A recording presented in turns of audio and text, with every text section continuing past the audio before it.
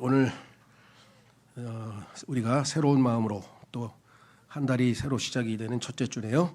주의 만찬을 통해 기억하고자 하는 예수님께서 주의 만찬을 할 때 do it, 이것을 하라, 그것을 하라, 주의 만찬을 하라 그래서 하는 겁니다. 순종하는 거죠. In remembrance of me, 나를 기념해서, 나를 기억하기 위해서. 그러니까 우리는 주의 만찬 때는 주제를 예수님께로 초점을 맞추는 이유는 예수님을 기억하기 위해서 예수님의 여러 측면들을 우리가 배우는 거죠. 교회에서 출간한 서책자 중에는 예수님의 이름들이라고 하는 책이 있잖아요. 이름들과 칭호들. 예수님의 이름이 있고 타이틀, 칭호들도 있죠. 총 아마 100몇 개가 넘죠. 그것도 아주 우리가 다 한 건 아니지만, 그래서 예수님은 영원토록 우리가 알아가야 될 분인데, 그 중에서도 가장 핵심적인 것은 하나님의 어린 양이라고 하는 예수님의 타이틀이겠죠. 자, 그래서 이렇게 썼습니다. 오늘 우리가 새로운 마음으로 주의 만찬을 통해 기억하고자 하는 예수님은 다름 아닌 하나님의 어린 양이신 예수님입니다. 셋째 하늘에는 오늘 우리가 금방 읽었던 요한계시록 4장 5장, 여러분들이 여러 가지 어렵고 힘들 때는 요한계시록 4장 5장 그다음에 21장 22장을 읽으시면 우리의 마음이 세속을 떠나서 셋째 하늘로 올라가서 아주 충만하게 다시 힘을 얻을 수가 있는데요. 셋째 하늘에는 하나님의 보좌와 모든 창조물을 대표하는 네 짐승과 교회 시대 성도들을 대표하는 장로들 한가운데 도살당했던 것 같은 한 어린 양이 서 계십니다. 온 우주의 중심에 우뚝 서 계신 하나님의 어린 양께서는 성경에 여러 가지 7가지로 우리에게 계시되었는데요. 성경에 보니까 마지막 시대에 우리가 교회가 휴거되고 나면 계시록 4장에서 요한이 이리 올라오라는 음성을 듣고 하늘로 올라가죠. 그리고 계시록 4장 5장엔 하늘에서 어떤 일이 벌어지고 있는지를 하나님께서 열어 보여주셨어요. 요즘에 소위 말하면 그 새로운 이 망원경, 제임스 웹이라 그러나요? 어마어마하게 아주 이 좋은 망원경이 새로 도입이 돼서 우주 공간을 아주 정말 아름다운 사진들을 계속 찍어서 보내서 정말 아름답고, 또 우주에서 내려다본 지구의 모습도 아주 새로운 모습들을 많이 보여주죠. 그러나 외적인 것이죠. 그러나 우주의 중심에 가장 높은 저 북쪽 최고 높은 곳에는 어떤 모습인가? 사람들은 모르죠. 우리는 알죠. 왜? 성경에 기록되어 있으니까. 또 그것이 맞다고, 진리라고 믿으니까. 그래서 셋째 하늘의 지금 현재의 모습을 우리는 계시록 4장 5장을 통해서 확인해 볼 수가 있는데요. 거기에 보면 하나님께서 이제 어린 양이 서 있는데, 그 하나님의 마지막 결론, 온 우주를 통치하시고 경영하신 그 마지막 피날레를 장식을 해야 되는데, 그것을 주관하실 당사자가 없는 거예요. 아무도 자격이 없어요. 하나님의 미래를 열어서 계시할 자격을 갖춘 사람이 단 한 사람도 없어서 그 당사자인 장로가 우는 거예요. 슬퍼서. 왜?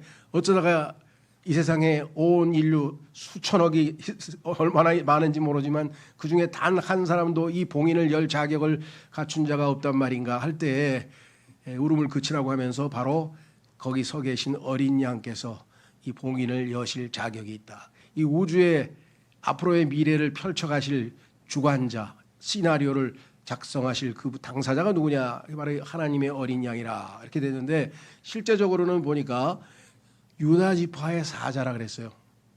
유다 지파의 사자가 자격이 있다고 했는데 유다 지파의 사자를 보라 그래서 쳐다봤더니 사자는 안 보이고 살해당하셨던 어린 양이 보이셨다는 거예요.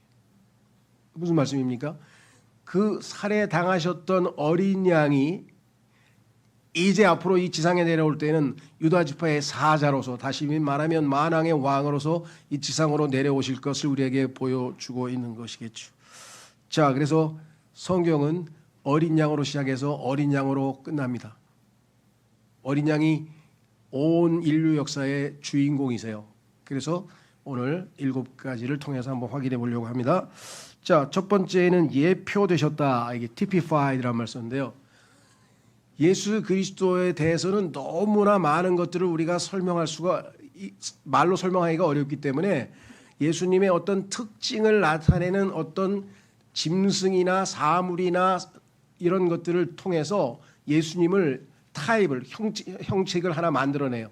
자, 성경에 보니까 예수 그리스도를 예표하고 있는 것이 한두 가지가 아닌데 그중에 오늘 첫 번째 살펴본 것은 뭐냐면 예수님을 가죽옷이 예표하고 있어요. 그럼 가죽옷이 어떠한 측면이, 가죽옷이라고 하는 것이 어떠한 예수님의 측면을 우리에게 보여주고 있느냐? 그것은 바로 예수 그리스도께서 우리의 죄를 덮는, 가리우는, 덮어주는 그러한 옷이 된다라고 성경에서 얘기하는 거예요. 그것을 이사야서에서는 구원의 옷이라 하죠. 구원의 옷. 예수님께서는 우리의 구원의 옷이 된다. 죄를 지으면 그 죄가 얼마나 수치스럽습니까? 그렇죠? 죄 지은 사람들 다 어떻게 합니까? 사이코패스 빼고는 다 고개를 숙이고 막 뭘 뒤집어 쓰고 가지 떳떳하게 가는 사람, 이건 이제 비정상인 사람이고요. 정상적인 사람은 다 수치스러워서 다 고개를 숙이고 막 기자들이 사진 좀 찍으려고 그러면 막 더 눌러 쓰고 막 선글라스도 끼고 마스크도 끼고 약간 수치스러운 걸 안 보여주려고 하잖아요. 그렇죠? 예, 그 수치를 그렇게 안 보여주려고 막 가렸던 그것을 성경에서는 무화과 나무 잎이라 그랬어요. 죄를 지은 아담과 이브는 수치스러워서 하나님 앞에 자신들의 수치스러운 모습을 가리고 싶어가지고 무화과 잎으로 앞치마를 만들어가지고 가리었는데 하나님께서는 그것으로 죄가 가려질 수 없다는 것을 알려주시기 위해서 어린 양을 잡아서 가죽옷으로 그들에게 이런 옷을 만드셔서 덮어주셨다. 이렇게 성경에 나와 있죠. 자, 그래서 창세기 3장 15절로 가보시면 이렇게 써 있습니다. 예수 그리스도에 대한 예언이 나와 있죠. 또한 너와 그 여자 사이에 또 너의 씨와 그녀의 씨 사이에 내가 적개심을 두겠노라. 그 여자의 씨가 온 우주에서 여자의 씨로 태어난 인간은 사람은 예수 그리스도 한 분뿐이죠. 예, 다 정상적으로 의학적으로 생물학적으로 다 모든 씨는 남자에게서 나오도록 돼 있는데 예수 그리스도는 여자의 씨로 인간의 씨가 아닌 성령님으로 인하여 여자의 씨로 태어나신 분인데 너의 머리를 상하게 할 것이요. 이제 예수님의 재림 때 이루어질 예언입니다. 그의 머리를 상하게 할 것이요. 너는 그의 발꿈치를 상하게 할 것이라. 그런데 그 전에 그가 예수 그리스도를 십자가에서 못 박아서 예수님의 발꿈치를 상하게 하는 사건이 있을 것이다. 그래서 첫 번째 원복음의 예언이 여기 이렇게 기록되어 있고요. 계시록 13장 8절에 보면 그리하여 땅 위에 거하는 모두가 그를 경배하리니 그들의 이름들은 세상의 기초가 세워진 이래로 도살당하신 어린 양의 생명책 안에 기록되지 않은 자들이라. 어린 양의 생명책에 기록되지 않은 자들에 대한 심판인데 거기에 어린 양을 수식하는 표현이 뭐라고 되어 있냐면은 세상의 기초가 세워진 이래로 도살당해. 2000년 전에 도살당하셨는데 어린 양으로, 그렇죠? 하나님의 속죄원물로 바쳐졌는데 하나님께. 그런데 여기는 지금 이 세상의 기초가 세워진 이래로 우리는 벌써 예수 그리스도께서 창세기 3장에서 어린 양으로 죽으시고 그 어린 양을 가죽옷으로 만드셔서 우리를 구원하시는 예표로 사용된 것을 확인해 볼 수가 있습니다. 그래서 창세기 3장 21절에 주 하나님께서 아담을 위하여 또한 그의 아내를 위하여 가죽들로 된 옷들을 만드시어 그들을 입히셨더라. 이것이야말로 우리의 구원을 또한 보여주는, 예표해 주는 것이죠. 보여주는 그림입니다. 성경에 여러 군데에서 언급되지만 그중에서 한 구절만 확인해 보면 갈라디아서 3장 27절 이는 그리스도 안으로 침례받은 너희는 다 그리스도를 옷 입은 것이기 때문이라. 그리스도가 바로 가죽옷이 되셔서 우리를 덮어주시기 때문에 하나님 앞에 우리는 부끄러움 없이 당당하게 나아갈 수가 있다, 이 말이죠. 자, 그래서 여기 그리스도 안으로 침례받은 것은 예수님을 믿는 순간에 이루어지는 spiritual operation, 영적인 활동입니다. 영적인 것. 그러니까 진심으로 주님, 나의 주님이 되어 주십시오, 주님을 믿습니다 하고 영접하는 순간에 성령께서 우리 안에 들어오셔서 우리의 죽은 영을 살리시고 우리를, 아담 안에 있던 우리를 예수 그리스도 안으로, 그것도 예수 그리스도의 몸 안으로, into the body라고 고린도전서 12장 13절에 써 있죠. 예수 그리스도의 몸 안으로 우리가 들어가서 이제 그리스도 안에 있게 되죠. 그게 침례입니다. 잠겼으니까 예수 그리스도 안으로 들어갔죠. 예. 그래서 예수 그리스도 안으로의 침례, 영적 침례는 구원받는 순간에 일어났어요. 이것을 우리가 성령에 의해서 이루어졌기 때문에 성령 침례라고 하고, 그런데 이것을 사람들에게 보여주기 위해서는 우리가 형식을 갖추어서 물 속에 들어가서 나 죽었습니다, 장사됐습니다, 다시 부활했습니다 라고 하는 것을 알리기 위해서 이것을 물 침례라고 하는데, 이 물 침례는 이미 이루어진 성령 침례를 사람들에게 간증하고 보여주는 테스티모니죠. 자, 그래서 우리는 예수 그리스도는 여기 나와 있는 것처럼 세상의 기초가 세워진 이래로 이미 살해된 것으로 하나님께서는 간주하시는 거죠. 그래서 아담은 죽지 않고, 반드시 죽을 거라고 했는데 죽지 않고 예수님 덕분에 살아남은 것이 되겠습니다. 자, 그래서 예표만 되신 것이 아니라 하나님께서는 예언도 해놓으셨어요. 어린 양에 대해서 뭐라고 예언했는가 한번 확인해 보겠습니다. 창세기 22장 8절. 창세기 22장 8절에 가면 이렇게 써 있습니다. 그러자 아브라함이 말하기를 내 아들아, 하나님께서 자신을 번제 물을 위한 어린 양으로 마련하실 것이라 하였더라. 그렇게 하여 그들 둘이 함께 갔더라. 아들을 하나님께 제물로 바치라고 하는 하나님의 명령에 순종하기 위해서 아브라함이 아들을 제물로 데리고 가서 이제 막 칼을 들고 마치 어린 양을 하나님께 바치는 것처럼 양 대신에 자신의 아들을 칼로 찌르기 직전에, 그렇죠? 양을 죽인 다음에 그걸 다 각을 떠서 그 부위별로 나누어서 하나님께 제물을 태워 올려드려야 되는데 그 작업을 하는 거야. 아들을 죽이기 위해서. 그 순간에 하나님께서 아브라함의 믿음의 순종을 보시고 큰 음성으로 말씀하셔서 숫양을 보내주시고 결국은 그거를 확인하셨죠. 자, 그래서 여기에서 뭐라고 얘기했는가 하니 내 아들아, 하나님께서 자신을, 이거는 아브라함의 입에서 나오는 예언이지만 아브라함도 그것이 무슨 의미인지 알고 했는지는 잘 모르겠어요. 자신을 번제물을 위한 어린 양으로 마련할 것이다.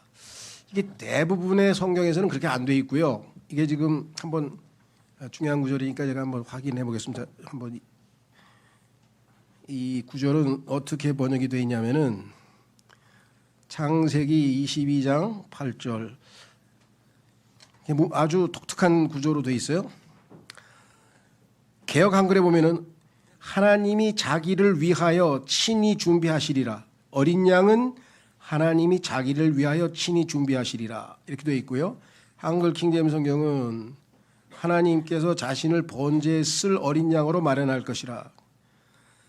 하나님께서 친히 번제 헌물을 위한 어린 양을 예비하시리라. 자신을 위하여 예비하시리라. 그러니까 이 구절에 대해서 himself라고 하는 그 목적어를 친히, 하나님이 친히 하신다고 번역한 성경이 주로 있고, 그 다음에 위하여라고, 이거는 이제 뉴 킹제임스 성경인데요, for라고 하는 말을 집어넣는데 영어 킹제임스 성경에는 그게 그렇게 안 돼 있어요. 일종의 오형식처럼 돼 있어가지고 하나님께서 자기 자신을, 자기 자신을 어린 양으로 예비해 놓으신다. 그러니까 당연히 하나님이신 예수 그리스도라고 하는 것을 우리는 금방 눈치챌 수가 있겠죠. 그래서 아주 예수 그리스도에 대한 엄청난 위대한 예언이 이 속에 숨겨져 있습니다. 그렇죠? 예. 자, 한번 여기서도 이렇게 확인해 보겠습니다. 요한 1서 3장 16절 한번 찾아보시면 요한 1서 3장 16절에도 예수 그리스도께서 하나님이시다. 하나님이 어린 양이 되셨으니까 어린 양은 하나님이시죠. 요한 1서 3장에도 마찬가지 뉘앙스로 이렇게 되어 있습니다. 예수님이 하나님이라고 하는 것에 대한 언급을 이렇게 표현을 했습니다. 16절에 보시면 이렇게 되어 있죠.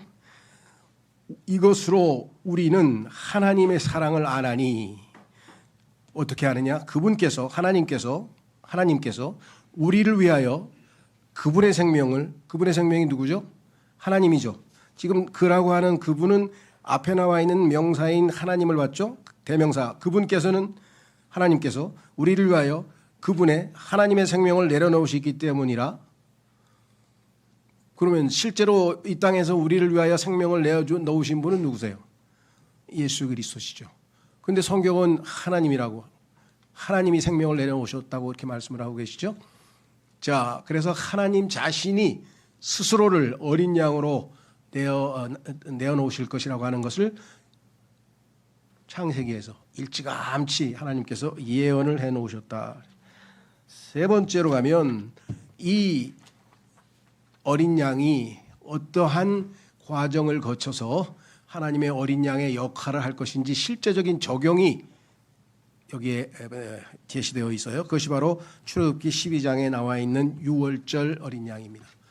그래서 고린도전서 5장에서는 뭐라고 했냐면 우리의 어린 양이신 그리스도라고 하는 타이틀을 붙였죠. 하나님의 어린 양이신 동시에 우리의 어린 양이신 유월절 어린 양, 그것도 우리의 유월절 어린 양이신 그리스도 이렇게 표현이 되어 있습니다. 자, 출애굽기 12장 21절에서 28절로 보시면 이렇게 나와 있습니다. 그때 모세가 이스라엘의 모든 장로들을 불러 그들에게 이같이 말하였더라. 밖으로 나가서 너희의 가족들대로 어린 양 한 마리를 끌고 나와 너희에게로 가져와 그 유월절 어린 양을 잡으라. 아무 어린 양은 아니고요. 한 마리를 선택을 하죠. 근데 그 선택한 그 유월절 어린 양을 잡으라.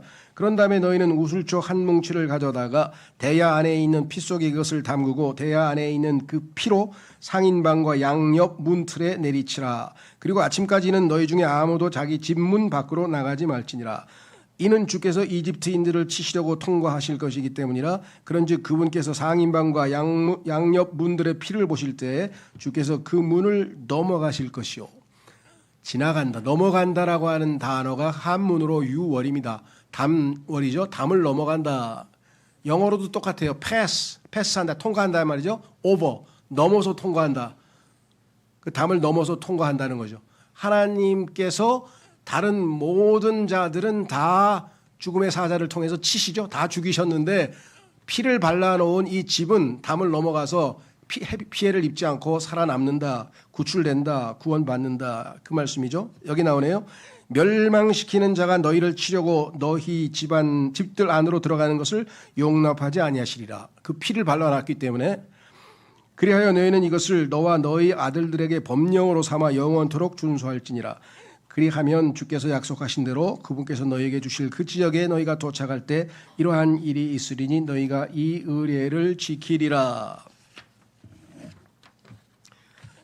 그리고 너희의 자식들이 너희에게 당신들은 이 의례로 무엇을 의미하고자 하시나이까 할 때 이러한 일이 있으리니 너희는 말하기를 그것은 주의 유월절의 희생제물이라. 그분께서 이집트인들을 치셨을 때 그분께서는 이집트에 있는 이스라엘 자녀들의 집들을 넘어가셔서, 아까 얘기했죠, 넘어가셔서 우리의 집들을 구출하셨느니라 할지니라. 이에 백성이 머리를 숙여 절하며 경배하였더라. 그러자 이스라엘 자녀들이 물러가서 주께서 모세와 아론에게 명령하신 대로 하였으니 그들이 그렇게 행하였더라. 자, 출애굽을 하던 날 하나님께서는 유월절이라고 하는 명절을 제정하시고 영원토록 이것을 준수할 것을 명하셨는데 그 유월절 핵심은 어린 양에 초점이 맞춰져 있습니다. 그래서 그 어린 양을 택해야 돼요. 예수 그리스도를 성경에 보니까 하나님께서 mine elect, 나의 택함 받은 자, 예수님의 타이틀이 이사야서 42장에 보면은 하나님이 택하신 분이에요. 이 온 인류 가운데 하나님께서 하나님을 만족시킬 속죄 헌물이 하나도 없어요. 왜? 다 죄인들이기 때문에 죄인으로서는 죄인을 대신해서 죽을 수는 없죠. 죄가 없는 자가 단 하나도 없는 것이에요. 그래서 하나님께서는 예수 그리스도를 죄를 알지도 못하고 죄를 짓지도 아니하고 죄와 상관도 없으신, 죄를 짓지도 아니하신 그 유일한 한 분을 골라내서 택하셨다. mine elect. 그렇죠? 그리고 그가 정말로 자격을 갖춘, 하나님의 희생 헌물이 될 자격을 갖춘 존재인지를 확증하셨어요. 그래서 검사를 하는 거예요. 그 짐승을 검사했더니 뭐 태어나면서 뭐 다리가 부러졌거나 아니면 눈이 뭐 짝짝이거나 뭐 하여간 어쨌거나 불구가 아니고 완전한 그 어린 양이다. 즉 흠이 없고 점도 없고, 흠은 태어나면서부터 태어난 이후에 생긴 거고 점은 태어날 때부터 이거죠. 그러니까 태어나기 전에도 죄인이 아니고 태어난 후에도 죄를 짓지 아니하는 유일한 하나님의 속죄 헌물인 예수 그리스도가 확증해야 돼요. 검증을 받아야 돼요. 그래서 4월 동안 지켜봤죠. 마찬가지로 예수 그리스도께서는 무려 3년 반, 물론 30년 그 어린 공생의 전도 포함되지만 공생애까지 치면 33년 반을 수없이 많은 사람들이 관찰하고 과연 이 사람이 하나님의 죄 없이 완전한 자격을 갖춘 속죄 헌물이 될 수 있는가. 성경에 보니까 성령 안에서 그가 justified, 의롭다고 인정받았다. 그 누구도 예수님에게 죄를 찾아낸 사람이 없어요. 예수님의 대적들도 그는 참으로 의인이었도다. 예수님을 끌고 갔던 백부장들도 그는 참으로 의로웠도다 하고 그분의 죄 없음을 만천하에 공표했죠. 온 우주에 단 한 분만이 죄인들을 대신해서 하나님 앞에 속죄물로 바쳐줄 수 있는 유일하게 자격을 갖추신 분, the only qualified.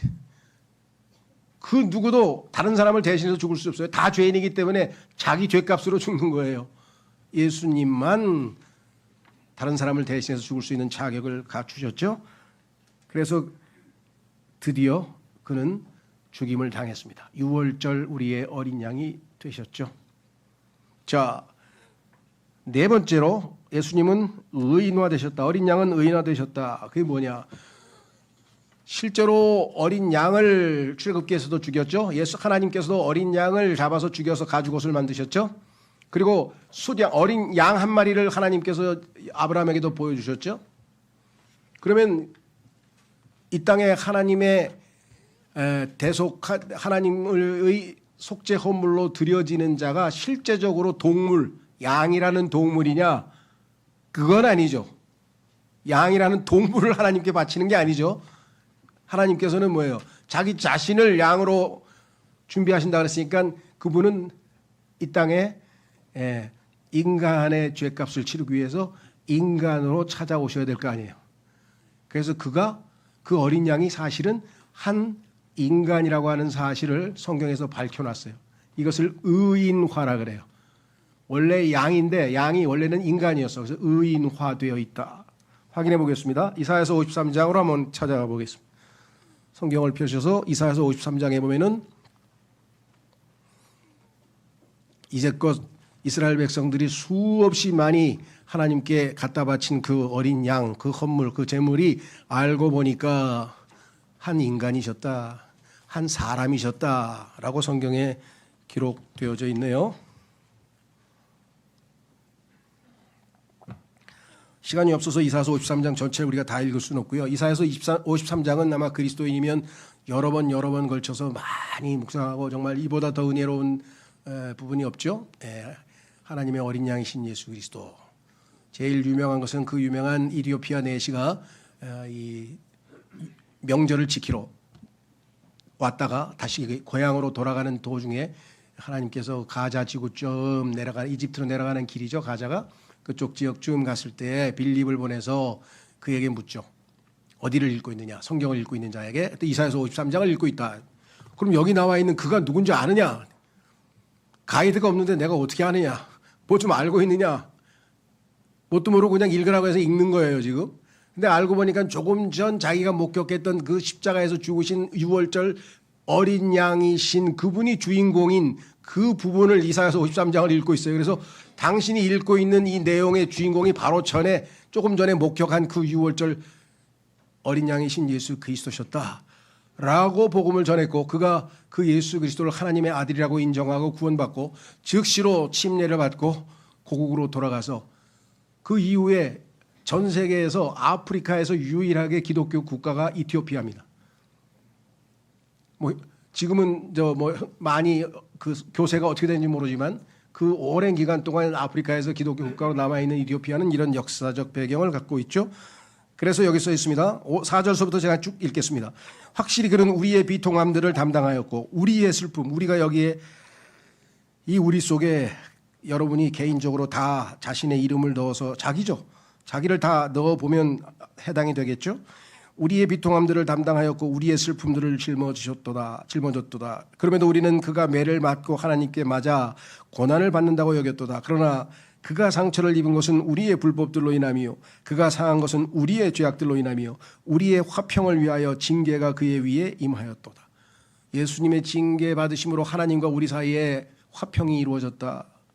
그런즉 그가 맞은 채찍들로 우리가 치유되었도다. 우리는 모두 양들같이 길을 잃었고, 우리도 양들이에요. 그런데 우리는 모두 저마다 자기 자신의 길로 돌이켰도다. 그런데도 주께서는 우리 모두의 죄악을 그에게 얹으셨도다.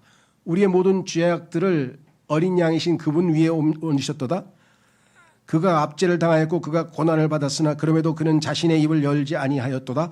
그가 도살장으로 향하는 어린 양같이 끌려가니 그녀의 털 깎는 자들의 앞에서 양이 잠잠하듯이 그렇게 그의 자신의 입을 열지 아니하는도다.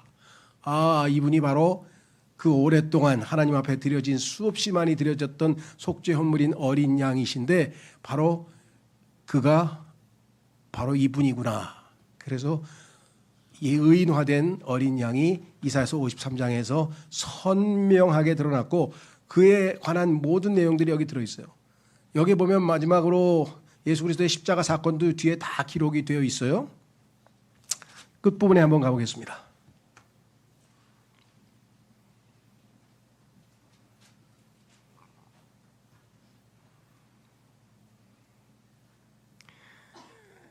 (12절) 그러므로 내가 그에게 위대한 자들과 함께 몫을 나누어 주겠으니 그가 약탈물을 강한 자들과 함께 나누리라. 이는 그가 자신의 혼을 쏟아 부어 죽음에 이른 까닭이라. 그런즉 그가 불법자들과 함께 계수되었도다. 그리고 그는 많은 이들의 죄를 담당하였고 불법자들을 위하여 중보하였도다.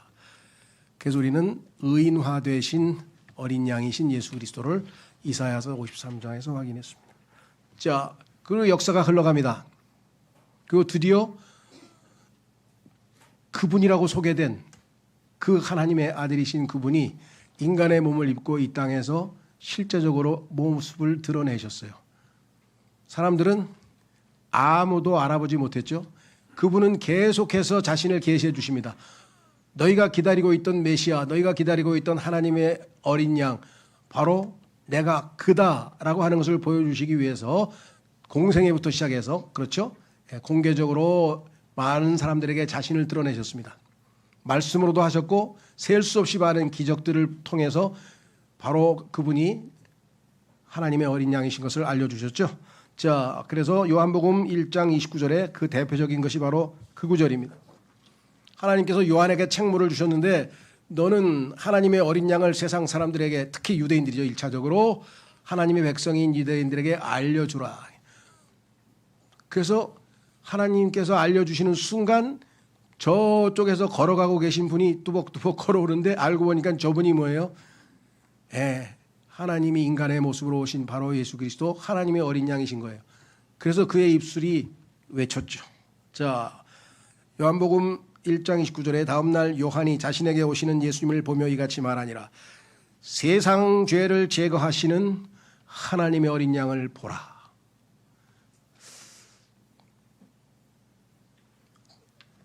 제가 번역하자면 그냥 보라를 좀 앞쪽에서 봤으면 좋겠어요. 강조용법으로. 어쨌거나 하여간 뭐 도치법으로 되어 있긴 한데 딱 예수님을 보는 순간 뭐예요? 사람들에게 외치는 거잖아요. 자기가 유일하게 혼자 저분이 하나님이 인간이 되신 분, 하나님의 어린 양인 거를 하나님이 계시를 통해서 알게 되니까 사람들에게 손 내밀면서 보라! 저기 가신다 이게. 저분이 바로 세상 죄를 제거하시는 하나님의 어린 양이로다. 이 땅의 인류의 모든 고통과 모든 괴로움과 모든 문제와 모든 것의 근본 원인이 죄인데, 죄로 말미암아 하나님과 인간 사이가 멀어져서 이 모든 것이 죄의 결과물이 이 땅의 인간의 삶의 모습이고 문명인데, 그 죄를 제거하시는 분이 드디어 인간의 몸을 입고 나타나셨다. 그 요한은 너무 순간적으로 그냥 예수 그리스도를 가리키면서 보라, 세상 죄를 제거하시는 하나님의 어린 양을 보라, 이렇게 이야기를 했죠. 자, 그래서 결국은 그분의 신원이 확인되었어요. 유대인들이요, 여러분들이 400년 동안 메시아가 올 것이라고 기다리는데 저기 가고 계신다, 저기 계신다. 그런데도 그 유대인들이, 즉 하나님의 자녀라고 했던 유대인들이 예수 그리스도를 알아보지 못하여서, 받아들이지 않아서, 알질 못하니까 받아들이지 않고 믿지를 않죠. 그래서 하나님께서는 누구든지 예수 그리스도를 믿는 자들에게는 다 하나님의 아들들이 되는 권세를 주셨다고. 이제는 유대인뿐만 아니라 그 하나님의 아들을 믿음으로 받아들이는 모든 자들에게, 이방인 유대인 상관없이 모든 자들에게 다 영원한 생명을 주신다는 약속이 요한복음 1장 12, 13절에 기록되어 있죠. 그 덕분에 우리가 유대인들이 영적으로 눈이 감겨서 예수님을 못 알아보는 통에 우리는 예수 그리스도를 이제 믿음으로 받아들이게 된 것입니다. 이분은 하나님의 약속하신 대로 때가 참에 십자가에서 생명을 내려놓으셨죠. 그것이 바로 요한복음 19장 28절에서 30절. 여기에 보면은 이제 예수님이 죽으신 장면이고요. 실제적으로 못 박혔다는 얘기는 19장 18절에 써 있습니다. 요한복음 19장 18절에 보면 예수님을 십자가에 못 박았다 이런 표현이 나오는데요. 28절, 이런 일 후에 예수님께서 이제 모든 것들이 이루어졌음을 아시고 자기가 이 땅에 오신 목적을 다 완수했습니다.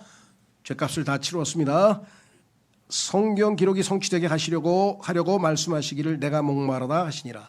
예수님이 어린 양으로서 돌아가시기 전에 목마르실 것을 성경에 예언해 놓았기 때문에 그 예언을 그대로 이루시기 위해서 말씀하시고, 이때 식초로 가득 찬 그릇이 놓여 있었더라. 그리하여 그들이 해면을 식초에 충분히 적신 후에 그것을 우슬초에 달아서 그것을 그분의 입에 대었더라. 그러므로 예수님께서 그 식초를 받으신 후에 친히 말씀하시기를 다 이루어졌도다. 끝났다. It is finished.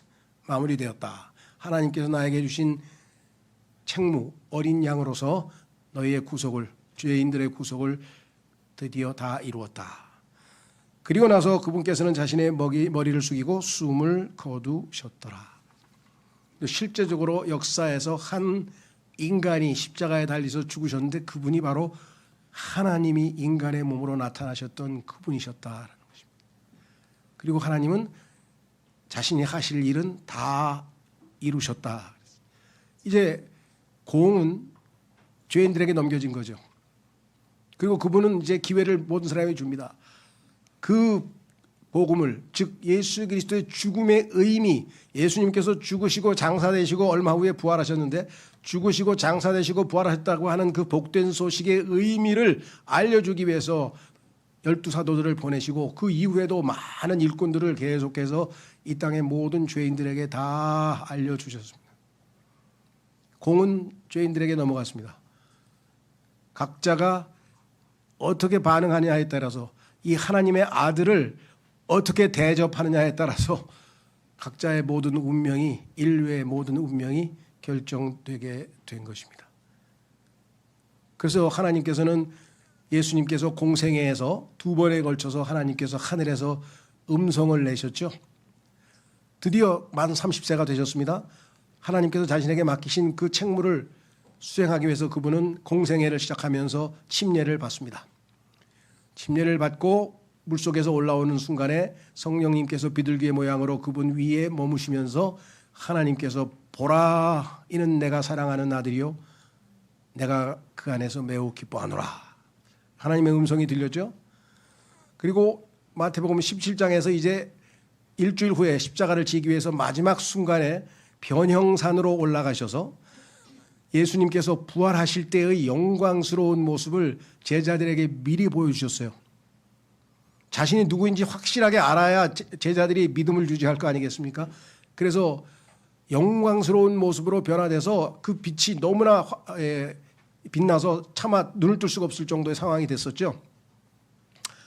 그때도 십자가를 지시겠다는 아들의 그 결의에 찬 마음을 읽으시고, 보라, 얘는 내가 사랑하는 아들이요 내가 그 안에서 매우 기뻐하노라. 한 말씀 더 덧붙이셨어요. 그것이 결정타예요. 뭐예요? 너희는 그의 말을 들으라. 이 땅에 있는 모든 인간들에게 하나님께서 당부하신 것 딱 하나예요. 내 아들은 나에게 생명을 내어주면서 순종했고 나를 가장 기쁘게 한 내 아들, 내 아들을 영화롭게 하는 것이 내가 기뻐하는 일이니 내 아들에게 입맞추라. 시편 2편. 내 아들의 말을 들으라. 내 아들을 믿으라. 내 아들을 사랑하라. 내 아들을. 하나님은 오직 아들에게 영광을 주실 것밖에는 생각 안 하시는 거예요. 그래서 그의 말을 들으라. 너희는 hear him. 그의 말을 들으라. hear him. 하늘에서 저 높은 셋째 하늘에서 들려오는 음성, 그의 말을 들으라. 딴 사람 말 듣지 말고 그의 말을 들으라. 딴 사람 사랑하지 말고 그를 사랑하라. 딴 사람에게 입맞추지 말고 그에게 입맞추라. 하나님의 모든 관심은 우리가 예수 그리스도를 어떻게 대접하느냐에 따라서 하나님께서는 우리를 대접하실 겁니다. 이해가 되시겠어요? 아들의 그 희생과 사랑에 하나님께서 얼마나 기뻐하셨는가를 생각해 보시면 되겠죠. 자, 마무리 짓겠습니다. 그래서 그분은 드디어 셋째 하늘로 올라가셔서 영광을 받으셨습니다. 그래서 오늘 우리가 읽었던 거기에 그분이 딱 보세요. 요한계시록 5장 9절에서 14절 다시 한번 읽겠습니다. 그리고 그들이 새 노래를 부르며 이같이 말씀드렸더라. 당신께서는 그 책을 취하기에 합당하시며 그것의 봉인들을 열기에 합당하시나이다. 이는 당신께서 도살당하셨기에 당신의 피로 각각의 모든 종족과 어족과 백성과 민족에서 우리를 하나님께로 구속하셨으며 우리를 우리 하나님께 왕들과 제사장들로 삼으셨기 때문이니이다. 그리하여 우리가 지상에서 통치하리이다. 그리고 내가 보았으니 그 보좌와 그 짐승들과 그 장로들 주위를 둘러싼 많은 천사들의 음성을 내가 들었노라. 그들의 수는 만만이요 천천이었더라. 그들이 큰 목소리로 말하기를 도살당하신 어린 양께서 권능과 부요함과 지혜와 힘과 존경과 영광과 찬양을 받으시기에 합당하시도다 하였더라. 그리고 이렇게 예수님을 믿는 사람들뿐만 아니라 예수 그리스도를 거부한 이 땅의 모든 창조물도 다 여기 나와 있죠. 13절. 그리고 하늘과 땅 위와 땅 아래에 있는 모든 각각의 모든 창조물과 바닷속에 있는 그러한 것들과 그것들 안에 있는 모든 것이 말하는 것을 내가 들었으니 말하기를 그 보좌 위에 앉아 계신 분께 그리고 어린 양께 찬양과 존귀와 영광과 권능이 영원 무궁토록 있기를 바라노라 하니라. 그러자 네 짐승들이 말하기를 아멘 하였더라. 그리고 24 장로들이 영원 무궁토록 살아계시는 분께 엎드려 경배하였더라. 이 땅에서 예수님을 알고 믿고 구원받은 사람만 경배하는 게 아니라 이 땅에서 예수 그리스도를 거부하고 저주하고 했던 모든 죄인들까지도 마지막 순간에는 다 그들의 입으로 예수 그리스도를 주라고 고백하고 영광을 돌린다. 써있죠. 빌립보서 2장 10절 11절에 이는 하늘에 있는 것들과 땅에 있는 것들과 땅 아래에 있는 것들에 속한 모든 무릎마다 모든 창조물 모든 무릎마다 예수님의 이름에 꿇게 하려 하시며 모든 혀마다 예수 그리스도께서 주이심을 고백하여 하나님 아버지께 영광을 돌리게 하려 하심이라. 그래서 우리는 이제 이렇게 써 있습니다. 이 예수 그리스도 어린 양께서는 하나님의 성경의 결론인 계시록에 28번이나 언급되어 있으며 예수님을 어린 양이라고 표현한 표현이 요한계시록 성경의 결론에 28번에 걸쳐서 반복해서 이분이 하나님의 어린 양이심을 보여주고 있어요. 온 우주의 중심의 주인공이신 분, 온 우주를 지금 현재 다스리고 계시는 만군의 주님이십니다. 요한계시록 22장 1절에서 5절 읽고 마치겠습니다. 이어서 만찬을 하겠습니다. 그리고 그가 나에게 생명수의 순수한 강을 보여주었는데 수정같이 맑았으며 하나님 곧 어린 양의 보좌에서 흘러나오고 있더라. 그곳의 거리 한가운데와 강의 양편에는 생명나무가 있었는데 그것은 12부류의 열매들을 맺었고 매달 그녀의 열매들을 내었더라. 또 그 나무의 잎사귀들은 민족들의 치유를 위하여 있었더라. 그리고 더 이상 저주가 없으리니 오직 하나님의 보좌 곧 어린 양의 보좌가 그곳 안에 있을 것이요 그분의 종들이 그분을 섬길 것이라. 또한 그들은 그분의 얼굴을 볼 것이요 그분의 이름이 그들의 이마 안에 있으리라. 그리고 거기에는 밤이 전혀 없으리라. 그런즉 그들은 불빛도 햇빛도 필요하지 않느니라. 이는 주 하나님께서 그들에게 빛을 주시며 그들이 영원 무궁토록 통치할 것이기 때문이라. 그래서 우리는 어린 양이 이 지상에서 태어날 때에는 말구유에서 태어나고 사람들은 목수의 아들이라고 조롱했고, 소위 말하면 주류가 아니죠. 예루살렘이 아니고 저 멀리 시골의 촌사람 나사렛 사람이고 그렇게 멸시받고 조롱당했지만 알고 보니까 그분이 우리의 창조주요, 우리의 구속주시요, 우리의 주님이시요, 우리의 모든 것 되시는 분이시라. 그래서 그리스도인들은 어린 양을 찬양합니다. 제가 기억하기에 81년도에 구원받은 후에 1년 동안 어린 양 예수 301장 아까 불렀던 그 노래를 얼마나 많이 불렀냐면 거의 아마 매번 집회 때마다 부른 것 같아요. 그 교회 특징은 그렇게 어린 양을 높이는 교회여서 지금 보니까 그래도 제가 처음 간 교회가 굉장히 괜찮은 교회였다라는 생각이 좀 듭니다.